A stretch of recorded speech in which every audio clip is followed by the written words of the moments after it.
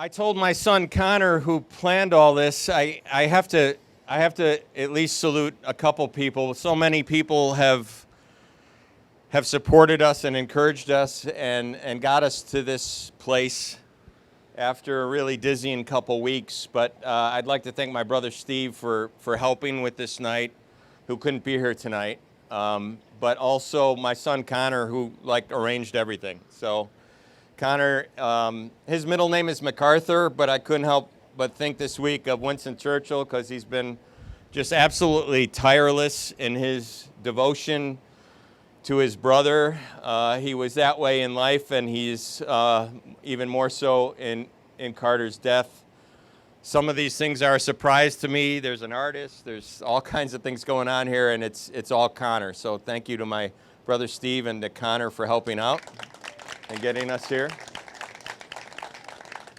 And I know many of you have traveled very far to be here, and it really is, on behalf of the Kirkwood family, truly a blessing to have you all here in honor of Karter. And so a couple things that are different tonight for me. Some of you may have read earlier in this week, I had a story about dropping off my suit to get it pressed for this night. And Larry, if you're watching this, I'm sorry I didn't wear the suit tonight.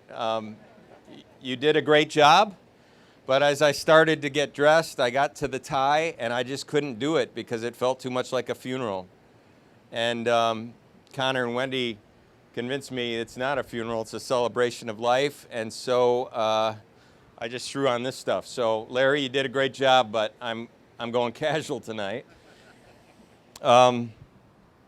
My other rule is when I do speak at something like this, I always go last. And I shared that with Connor, and he said, "No, Dad, you're going first." And so I'm going first tonight. We're going to have a couple of his friends speak, and Connor wants to wrap things up, and I'm not going to argue with him. My wife told me be brief, so I want to go quickly because there's still food to be had and stories to be told. I usually never do notes, but I'm worried about crying tonight, so I've got a few notes about things I want to mention.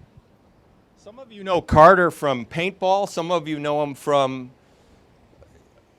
the neighborhood.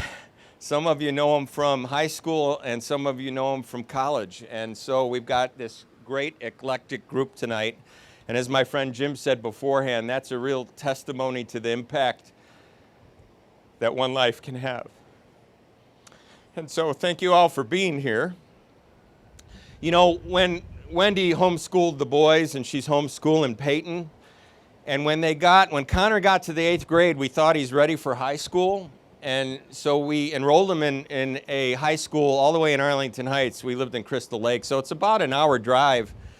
And we were worried that the transition would be difficult, going from the living room, to a school after a train ride. And so I sat down and I talked to Connor, and I said, look, the transition, we're going to be flexible during the transition period. We know it might be tough. And I said, to be honest with you, son, grades are not the most important thing. I care more that you're kind to the kids, especially the ones that are left out, and that you're courteous to your teachers.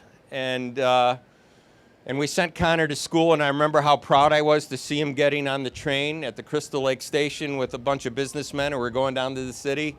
We took pictures and all that, and Connor went to school, and a few months go by, and we started hearing from parents and teachers about what a fine young man we had raised. And about a month later, we got his report card, and his grades were great, and Wendy and I were so pleased with the transition, we decided to send Karter the next year early. So Karter would start in 8th grade at CLA, and my speech was so good and so influential on Connor, I gave the same speech to Karter. And I said, Karter, I really don't care about your grades, but I want you to be a good man. I want you to be kind and to be generous and to be respectful of your teachers. And sure enough, a couple months went by, and we got reports that Karter's so sweet, and he's so generous, and he's so kind from parents and fellow schoolmates and from teachers. And then we got his report card.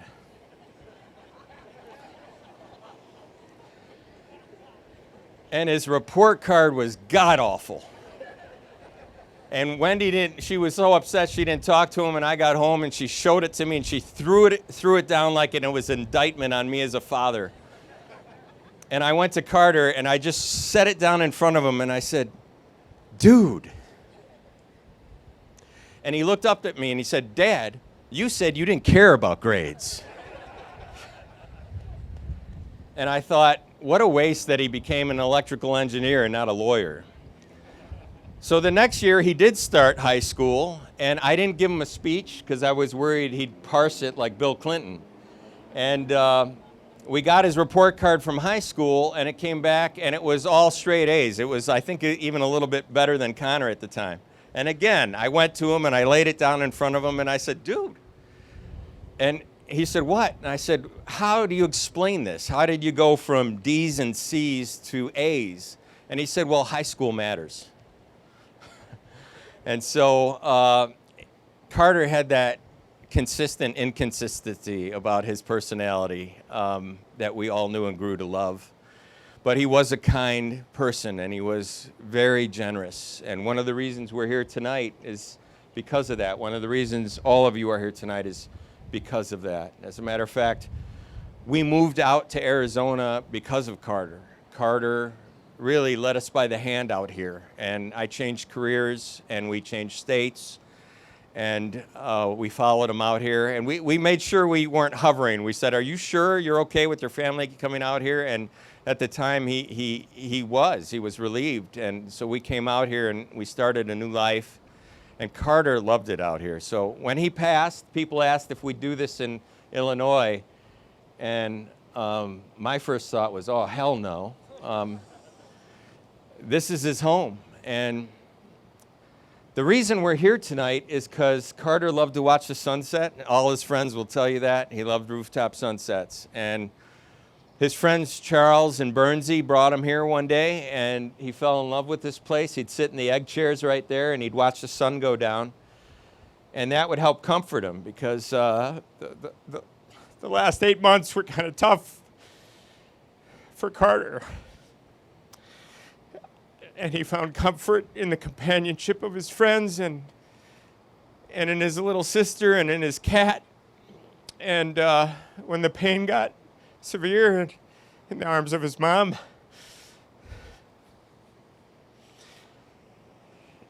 But he'd come here, and I mentioned to you how generous he was. He'd always bring a friend. We met a friend tonight. Lily said the first time they ever hung out, she met him in a doctor's office. They were both getting an MRI, and she said she had a 2-hour MRI, and Karter talked to her the whole way in to encourage her, and then he brought her here. So we're here tonight because of Karter, and but I got to say, when I first found out about this place, I was a little concerned because I kept seeing it ding on my wife's debit card. Thursday night, the Cambria Hotel. Friday night, the Cambria Hotel. Sunday night, the Cambria Hotel. And I actually thought for a second, is my wife having an affair? But my wife was with me all Sunday, so a little digging, and it turned out Karter had Wendy's debit card for the weekend. And so he had an appointment at a specialist over here, and my wife was driving there with him, and Karter pointed up to this building, and he says, "Mom, I want to bring you and Connor and Dad here so we can enjoy a sunset together." And this was just before he passed. And so when he passed, Connor said, "We have to do it here, Dad." And I agreed, and I'm glad you all made it out tonight. When Wendy sent our boys to school, she gave them this kind of incentive. She said, "If I hear something good, unsolicited from somebody about you guys, about your character, I'll give you $5. Honey, you're going to need the credit card tonight, because I've heard a lot of good things about Karter. And please keep sharing those memories. Wendy said if you're taking pictures tonight, please share them at Forever Missed, where we have his memorial page, so we can share in that joy. I'd appreciate that. Charles Lamb once wrote about love and grief, and he said, "No person is big enough to bring out every facet of an individual's life. Just no person is big enough to do that. And so when you're in the company of friends, you see different parts of that person that you would never would see unless they were in their life. And I got to tell you, it's been an honor for me to know Karter for 20 years. It's been a blessing. He's one of the finest men I ever knew. And it's an honor for me to call him dad.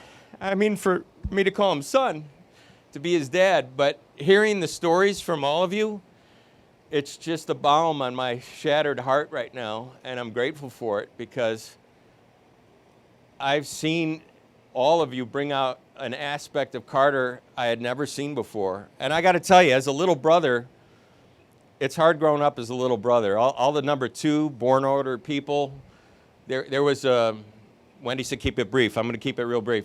There was a study on birth order after Vietnam, and it was stunning to see how many aces in the Air Force and the Navy were second-born sons.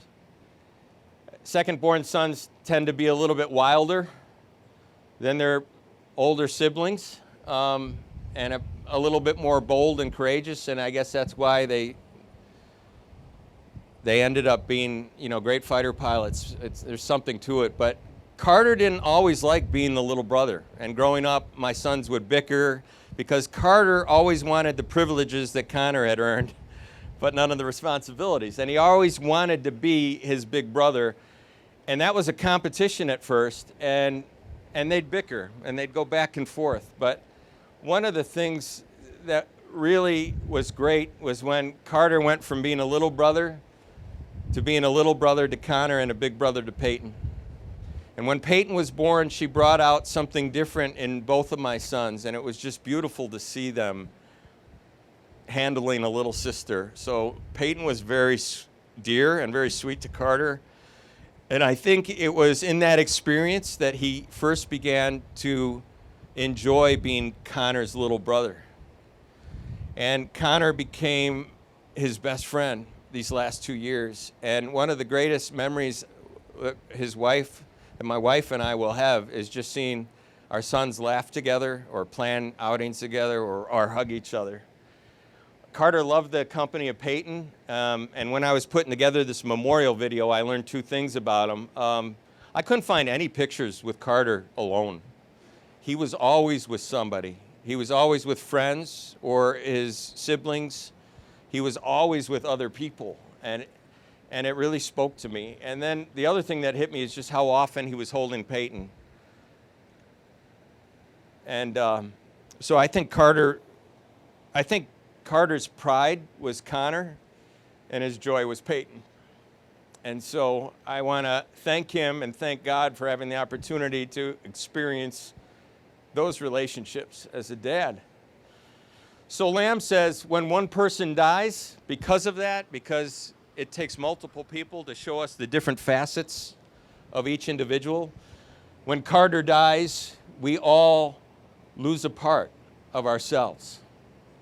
So we're not burying Karter, but we're burying a piece of all of us tonight. We're saying goodbye for now to a piece of all of us, because never again will I see the joy on my wife's face as my 2 sons hug each other.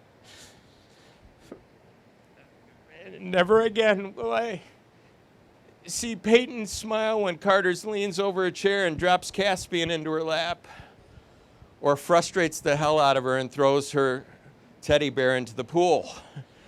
And never again will I see my niece Grace laugh at a particular Karter joke. So those are my memories now, and I'll relish them. And I do want to talk to you about one thing, because whenever a young person dies, and I'm winding up, honey, I promise you, I can't see you, it's probably good. I'm winding up. But whenever a young person dies, every death is a tragedy, but when a young person dies, when a parent has to bury a child, it's especially grievous.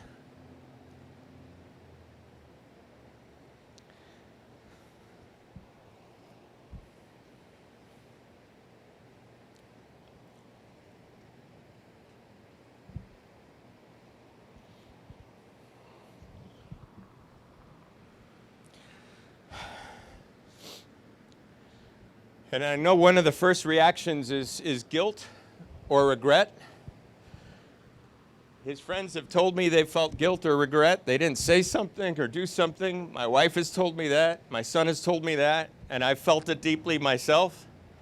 Was there something I could have said or done so that Karter would have taken a different fork in the road or made a different decision or taken a different choice? And you play a game called What If? And that game builds into what could have been.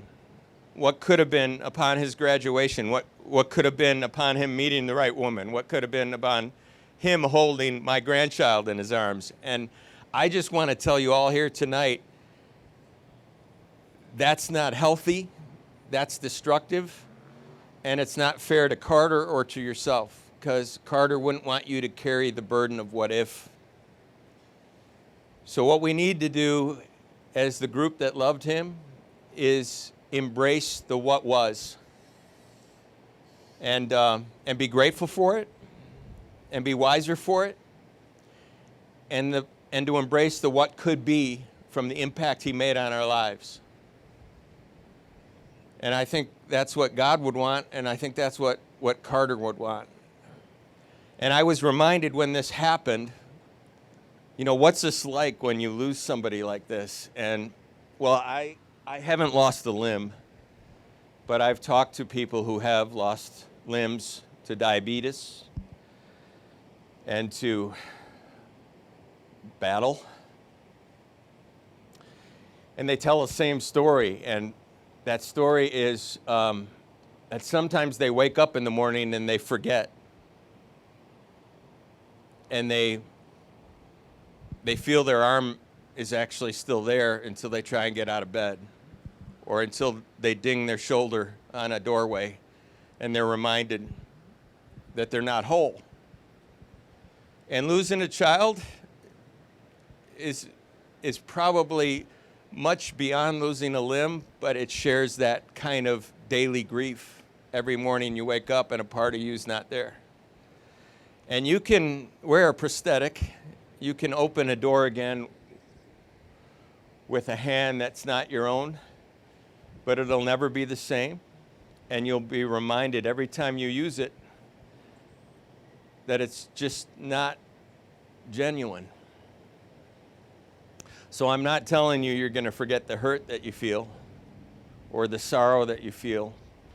I'm just telling you that I think we have to be grateful for what we had. When we started planning these arrangements, Karter didn't take Connor didn't take the reins fully yet with the funeral arrangements, so I was looking at funeral homes and options, and the first funeral home page I went to, they showed obituaries on that page, and the first obituary was for a young African-American child, a little 2-year-old girl. And I turned to Wendy and I just started sobbing, and I thought, I'm so grateful to God that I had Karter for 20 years. I'm so grateful. And I'm grateful to you that you shared his life with him and you brought him many moments of joy in what many people would think is a short life, but I will tell you, it was a full life. Karter lived a full life, and he loved his friends. So at one point in this week, I felt like Oskar Schindler in that final scene of Schindler's List when he had done his best to rescue many Jews who were working as prison labor in his factories. But then it occurred to him when he took a gold pin off his lapel and he thought how much more he could have done, how many more lives he could have saved. And he looked at his car, his indulgent, excessive car, and he thought if he would have sold his car, how much more he could have done. And I got to tell you, I can't make each of you a gold ring tonight to tell you, don't live in that world, because you all did something to add quality to my son's life. So I do know this. I'm a better man for having known Karter. Karter made me a better man. I've learned from my children, all of them. But Karter made me a better father. He made me a better husband to Wendy. his life made me a better man, and I know that God nor Karter would want his death to make me less than that. So here's the blessing we can take out of this, and actually it's standing right in front of me with Jim and Jimmy Roach here. Just prior to my mother's death, our good friend from high school died, Brian, in a similar way to Karter, and gone too soon. And that funeral, we all came to my church at the time in Bensonville, and guys I hadn't seen in 25 years came together. We love each other. We just got busy with life, college, careers, family. We moved to different places. We loved each other, but we hadn't seen each other in a long time. And Brian's death brought us together that night. And we've talked about it since, and we talked about what a blessing Brian's last gift to us has been, because ever since then, we don't take our relationships for granted. And guys I've known for 38 years who stuck their hand in the same mud as me back in high school football are here tonight. And they stopped what they were doing, and they missed their wife's 50th birthday. And they missed their daughter's 22nd birthday.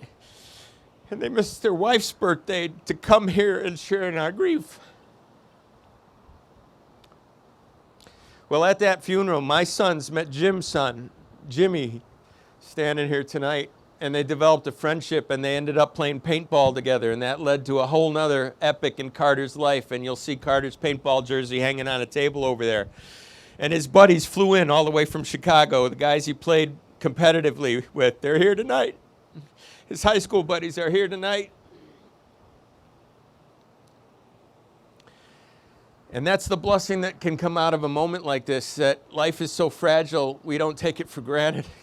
Because like Peyton's namesake once said, tomorrow isn't promised to anyone. So Karter planted a seed tonight for all of us. And I just want to encourage you to take a blessing from this night and offer it back up to God in praise, and to Karter for thanks.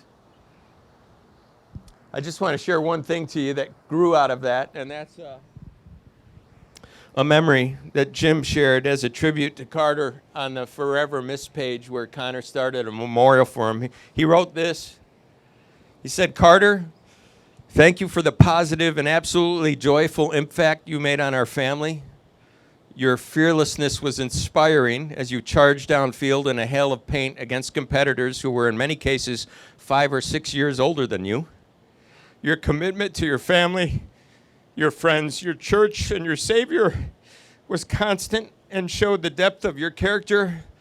Your bright smile was contagious and exuded a sense of optimism that was very special. We love you. We miss you. We will see you again. Jimmy, Jessica, Anya, and Jim Roach." There have been many other tributes left there. I can't read them all tonight, but I did want to share that one with you. And I guess I just want to end with this, and that is, I can't talk about my son without talking about my wife, but many of you probably don't even know that the last 8 months were a real struggle for Karter. He was dealing with an illness they couldn't figure out. And my wife gave up everything else to take care of Karter, to all the different appointments and the specialists, to follow up on the MRIs and all the tests. And when that all comes to a shockingly abrupt halt, and you're a daily caregiver for somebody in so much pain, you feel like you were cheated of your opportunity to help them heal. And so it's terribly difficult. And my grief is only compounded when I know that the worst day I've ever experienced, I share with my wife's worst day, and my son's worst day, and my daughter's worst day. And so when I look at them, my grief is magnified, because I see them in grief. And as Jesus wept at his friend's tomb, we cry a lot. But I did find some joy earlier this week in recounting a story of Israel's favorite king, David. David wasn't immune to death. He was the Kennedy family of Israel. There was a lot of tragedy in his family, and he lost multiple sons. And one very promising son he lost, well, they were alienated. His name was Absalom, and upon hearing of his son's death, he cried out, "Absalom, Absalom, how I would have given myself if I could have for you and died in your place." But we can't do that. And that was a very grievous death that David experienced. But there was another one. David lost a son who was born to him, and he was born ill. And for 2 weeks while the child was ill, the king didn't eat, and he didn't shave, and he didn't bathe, and he just remained in a constant state of prayer. And his servants thought he might even be thinking horrible things, like taking of his own life. They were really worried about him. And then word came that the baby had died, and no one wanted to tell him because they saw how distraught he was at the child's illness. And finally, one of them mustered the courage to go tell the king that he lost his son. And surprisingly, after a moment of weeping, David rose up and he went and offered a sacrifice in the temple in gratitude to God. And then he went and he bathed and he shaved and he ordered a feast to be served. And his servants were shocked. And David, as a good judge of character, could read this in the people around him, and he summoned the head courtesan to his table, and he said, "What's wrong? I can see something's different in your visage." And he said, "Well, great king, we don't understand. When your child was only ill, you were distraught. You were in complete despair. And you barely could function. And then when you found out your son died, you throw this party we don't understand."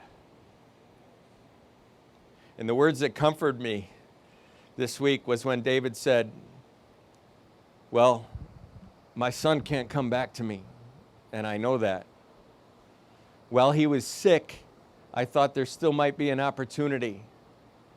If I could beseech God, maybe there is some kind of a way, some kind of divine intervention that would heal my son. But when that chapter ended, I knew there wasn't, and I know that he can't come to me, but one day I will go to him."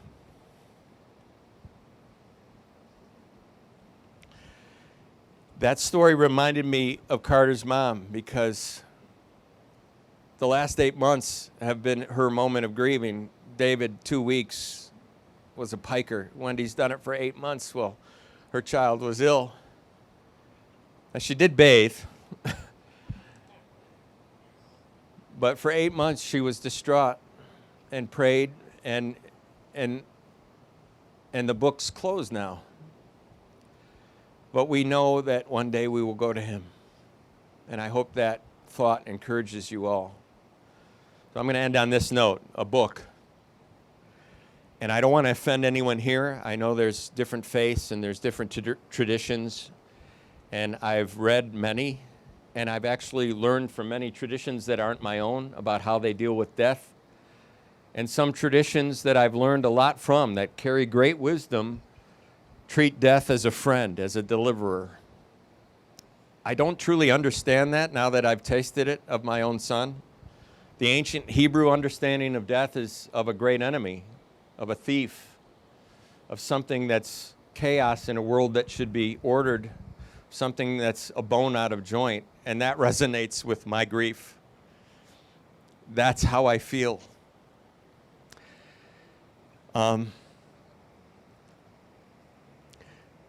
And I'm not trying to convince anyone that there's something beyond physical life, that there's something that's supernatural.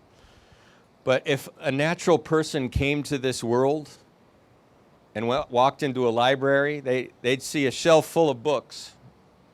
And our natural understanding of those books is that it's ink and parchment and a binding.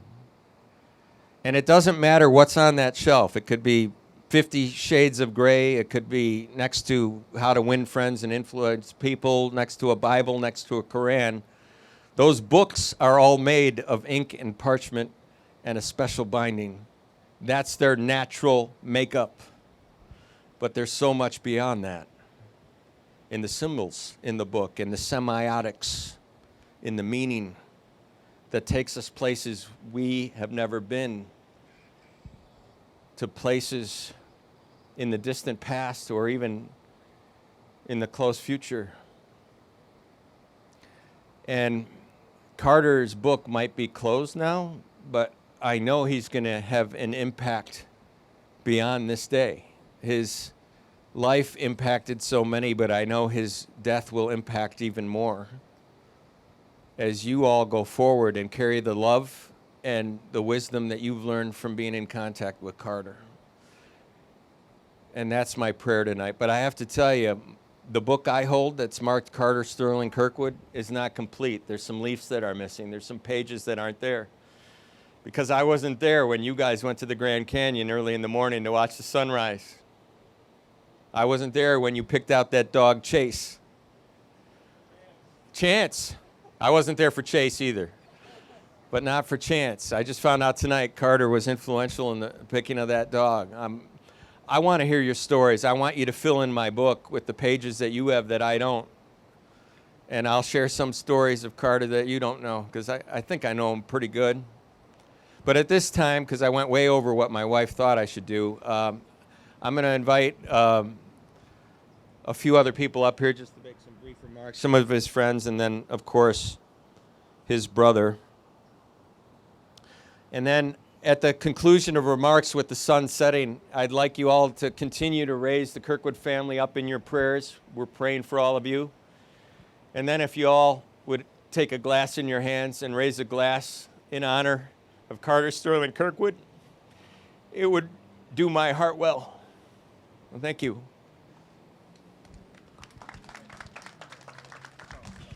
Let me introduce it, and then I'll give it to you.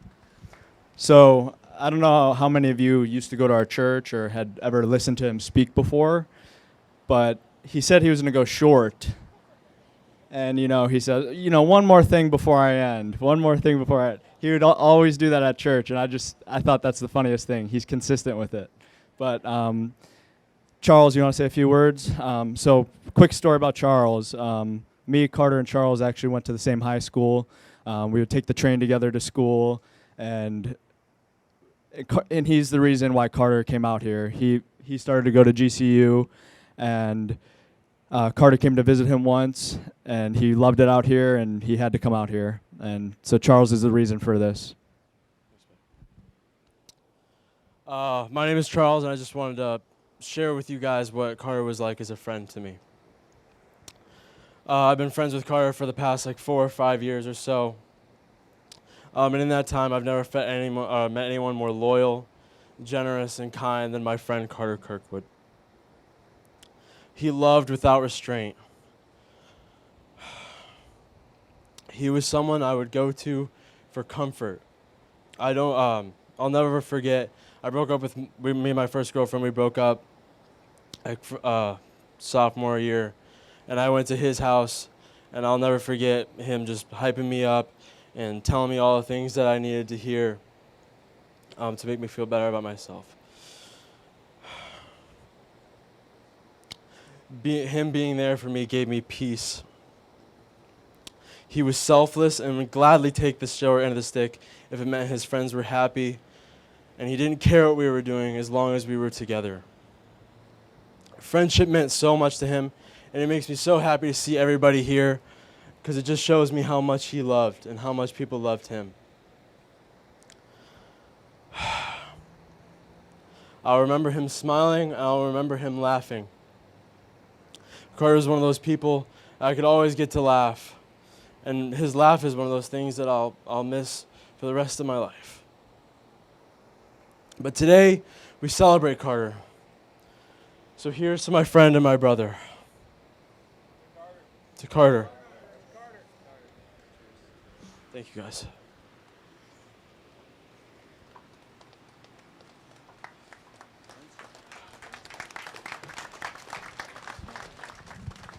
Next up, give it up to Burns.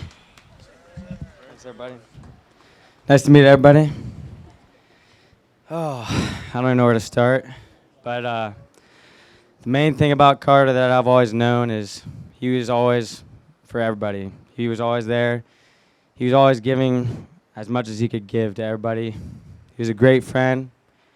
He gave me the laugh that I didn't even deserve. He actually made me feel a lot funnier than I actually was. He really did. But he was always laughing, having a good time. I actually was engineering with him at GCU, and there wasn't too many people that I was like really close with outside of engineering. But as soon as the day he came on that Discover trip out to GCU, I was like, man, this is a great guy, and I know we're gonna have a lot of fun. And we had a blast. We did the most spontaneous things all the time. He would not even think twice about it. I remember for St. Patty's Day, looked at him and I was like, hey, buddy, we're done with school, and I think it's time to have a good day. And he goes, yep. And we had a great time. We'd always go on hikes, unlimited memories. And one of the last memories I had from him was us playing darts against Charles and Tyler over there. And I remember him hitting that bullseye to win. And I always knew he was a winner. He still is. And I'm going to leave it at that. Thank you, everybody.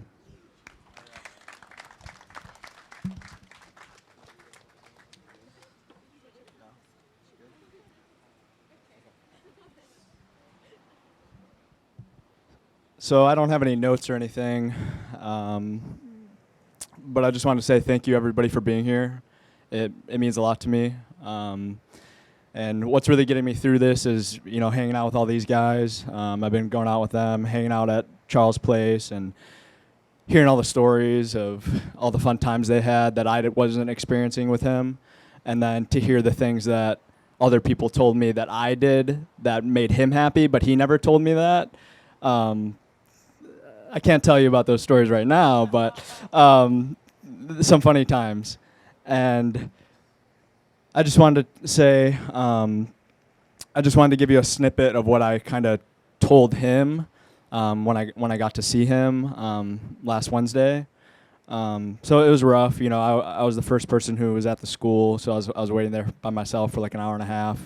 And then when we finally got to see him, my dad said he was going to go in there first, and I asked him if I could do it. I wanted to see him first. And so they had a room set up, and he was in there. And I walked in there, and he was just laying on the stretcher. And, like when you go to a funeral and they have an open casket, they don't look like the same person. He still looked like him. He looked like he was sleeping. He looked beautiful, like his awesome hair that I was always jealous of, because when we were younger, we both had long hair, kind of like my cousins Duke and Abel over there, and mine was just straight, but he had wavy and curly, and I was like, I kind of wish I had that, But his hair was all slicked back, and he looked nice, and I wrapped my arms around him, and the first two things was I said I was really sorry, like I'm so sorry, and I love you so much, and then I promised him two things, and the first thing I promised him was that wherever I go, like he's gonna be right there with me. So ever since then,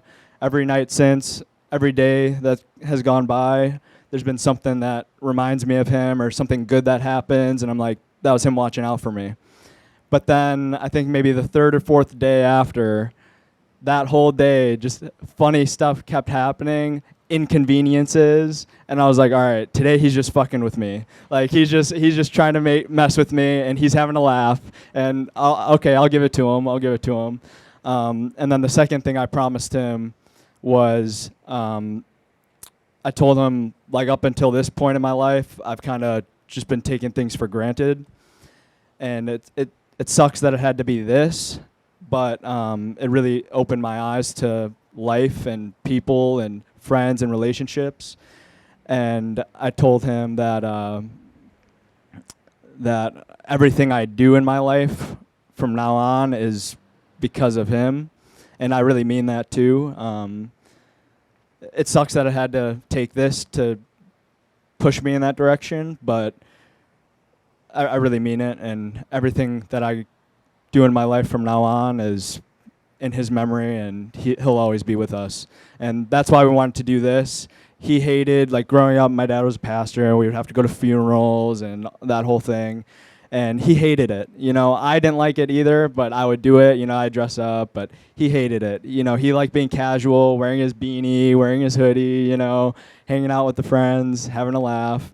And that's why we did this, you know. He wanted us all to have fun. He, you know, even when he was struggling, he still made everybody laugh, made everybody had a good time, you know, was looking out for everybody. Even though he was going through a lot, you know, he would always ask, like, what can I do for you, you know, just always being there. And I like to think that I've been doing that too, but now I'm really going to make that a priority in my life. And I'm here for all you guys, all his friends, even if I don't know you. I've only met a couple of you for, you know, one time, like at our house for Easter. We had a really good time there at the pool and playing beer pong and stuff. And it was really fun, but I really would like to spend more time with a lot of you guys and hear all the stories, look at all the pictures, the videos, and everything. But thank you all for being here, and I hope you all have a good time. And let's kind of go over here right now and look at the sunset.